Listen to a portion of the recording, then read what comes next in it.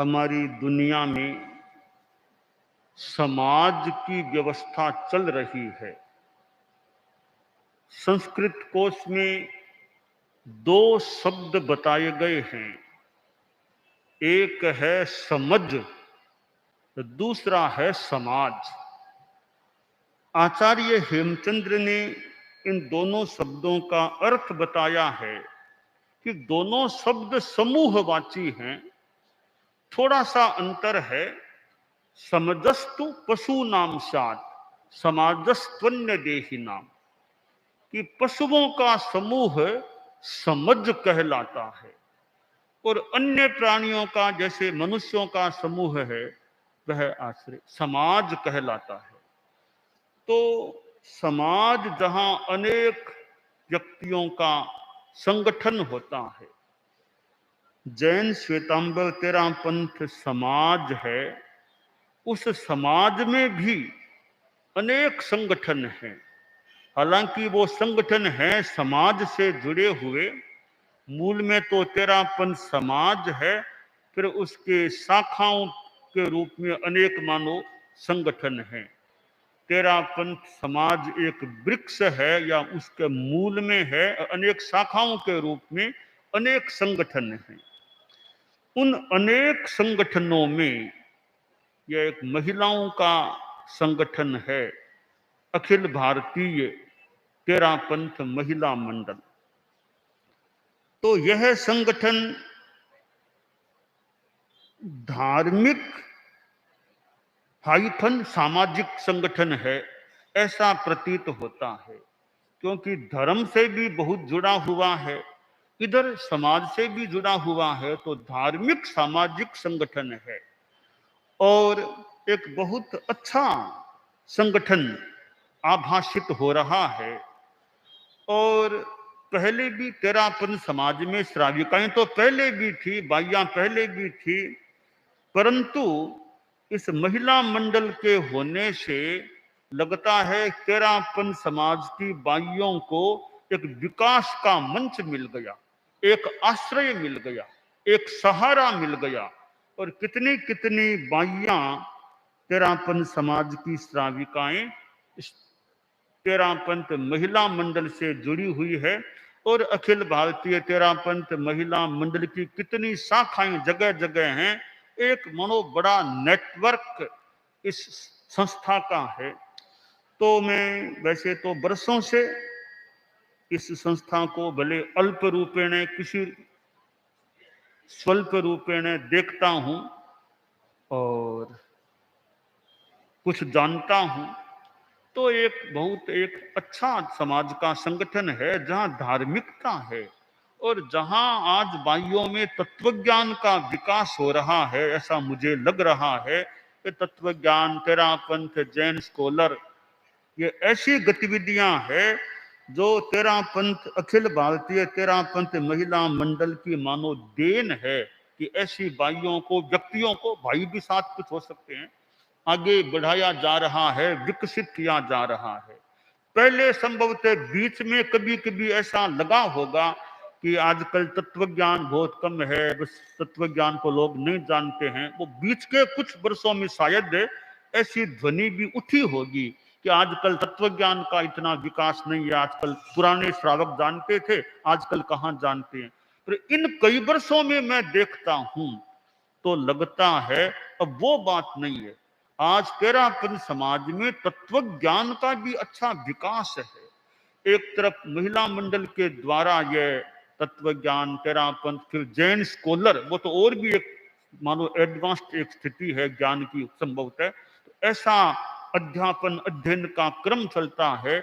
इधर कितनी बाइयां उपासिकाएं हैं जो कहाँ कहाँ जगह जगह जाती हैं, पर्यूषण में काम करती है। और कितनी बाइयां ज्ञानशाला के प्रशिक्षण कार्य से जुड़ी हुई होंगी। तो इन उपक्रमों से यह प्रतीत होता है कि आज तत्वज्ञान क्या, धर्म का ज्ञान अच्छा एक मानो विकसित, हालांकि विकास को और बहुत अवकाश है, पर विकसित कुछ हुआ भी है, ऐसा संभवतः कहा जा सकता है। तो इस ज्ञान के विकास में अखिल भारतीय तेरापंथ महिला मंडल का भी अपना योगदान है कि तेरापंथ समाज के भाइयों में तत्वज्ञान का विकास, धार्मिकता का विकास हो रहा है और इसके साथ साथ वक्तृत्व का भी एक विकास देखने को मिल रहा है, बौद्धिकता भी लग रही है। और इतने बड़े संगठन का संचालन महिलाएं बाइयां खुद करती हैं, तो यह एक विकास की द्योतक चीजें होती हैं। तो अच्छा है, अखिल भारतीय तेरापंथ महिला मंडल खूब धार्मिक आध्यात्मिक विकास करता रहे, शिक्षा का विकास होता रहे और शिक्षा योजना भी जो चल रही है, तो शिक्षा ज्ञान का विकास भी अच्छा है। आज यह पहला अधिवेशन है इन वर्षों में कि साध्वी प्रमुखा कनक प्रभा जी अब नहीं रही हैं, अब हमारे साध्वी प्रमुखा विश्रुत विभा जी हैं। उनके ये पहला अधिवेशन भाइयों का ये इस बार हो रहा है। तो हमारे भाइयां अब साध्वी प्रमुखा विश्रुत विभा जी से प्रेरणा और परामर्श कह दें वो प्राप्त कर सकते हैं और संस्था का धार्मिक आध्यात्मिक विकास होता रहे। साध्वी प्रमुखा जी का अभी थोड़ा हुआ भाषण, संभवतः बाद में दोपहर में और भी विशेष भाषण भी संभवतया हो सकेगा।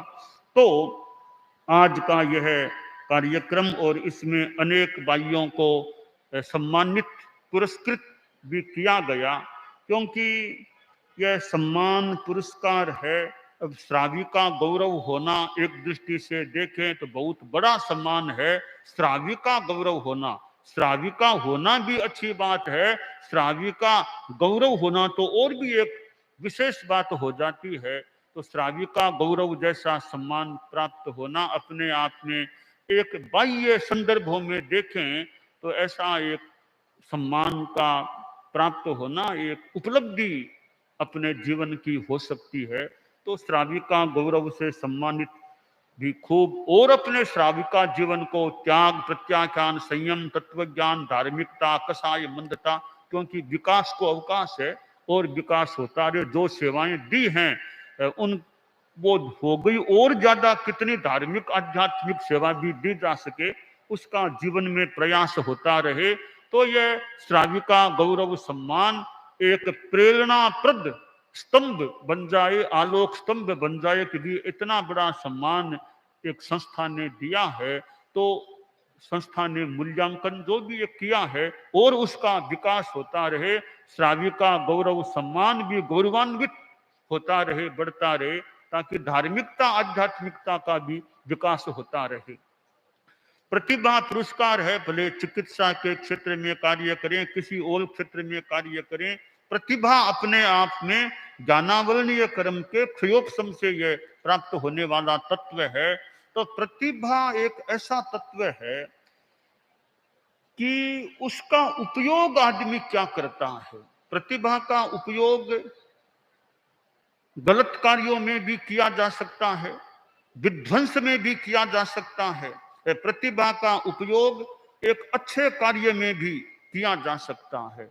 तो प्रतिभा बौद्धिकता ये भीतरी एक शक्ति है ज्ञानावरणीय कर्म के क्षयोपशम की। उस शक्ति का डॉक्टरी क्षेत्र में भी कार्य करना वो भी एक बड़ा सेवा का काम होता है। और साध्वी प्रमुखा जी कनक प्रभा जी दिल्ली में थी, उनकी चिकित्सा का एक बहुत एक हमारे लिए तो बड़ा महत्वपूर्ण समय था वो। हालांकि प्रयास करने पर भी कई बार आदमी बचा नहीं पाता है, वो अलग बात है, पर प्रयास करना अपने आप में एक बात हो जाती है। तो डॉक्टरी क्षेत्र में भी प्रतिभा का उपयोग और उसमें फिर वो अहिंसा नैतिकता दया करुणा, एक जो हमारी अनुकंपा की चेतना कि जिसमें पवित्र अनुकंपा भी, किसी को मेरी ओर से कष्ट न हो जाए ऐसी भावना है।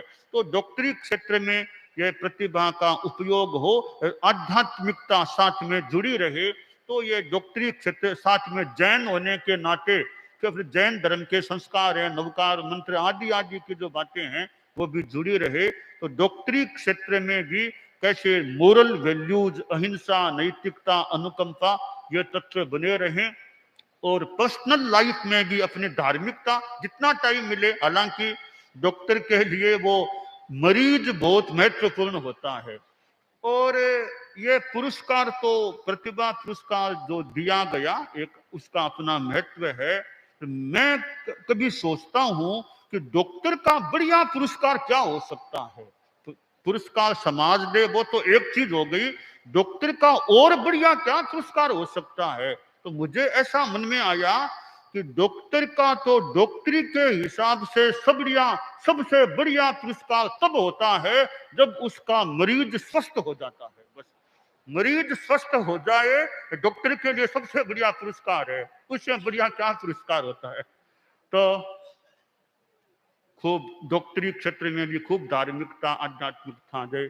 और ये जो बताया गया तो प्रतिभा है तो प्रतिभा का सदुपयोग हो। अच्छा, अपनी प्रतिभा से देखिए, प्रतिभा ऐसा तत्व है, किसी समस्या को उलझाने का काम भी प्रतिभा से किया जा सकता है। प्रतिभा से उलझी हुई समस्या को सुलझाने का प्रयास भी किया जा सकता है।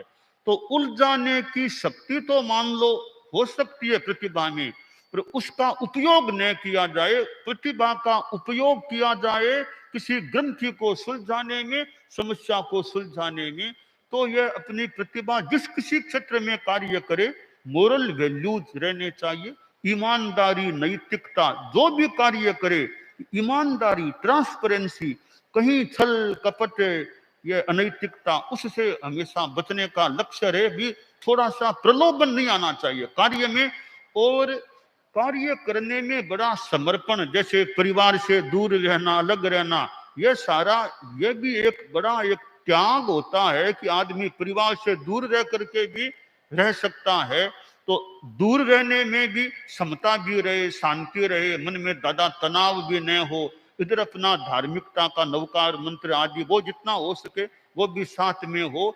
और धार्मिक उपासना में टाइम मान लो कम भी लगाया जाए, तो अपने जीवन के व्यवहार में धार्मिकता हो, उसमें नैतिकता, अहिंसा, स्पष्टता, झूठ बोलने से जितना हो सके बचने का प्रयास, अहिंसा की भावना, ये सारे तत्व जीवन में रहें, तो यह प्रतिभा जो ज्ञानावरणीय क्रम का क्षयोपशम है, इसका उपयोग मोहनीय क्रम का क्षयोपशम करने में भी होता रहे, जीवन में अच्छा रहे, शांति रहे, चित्त समाधि रहे। तो तीनों को जो पुरस्कार सम्मान दिया गया है और खूब धार्मिक आध्यात्मिक अच्छा विकास होता रहे, सबके प्रति मंगल कामना।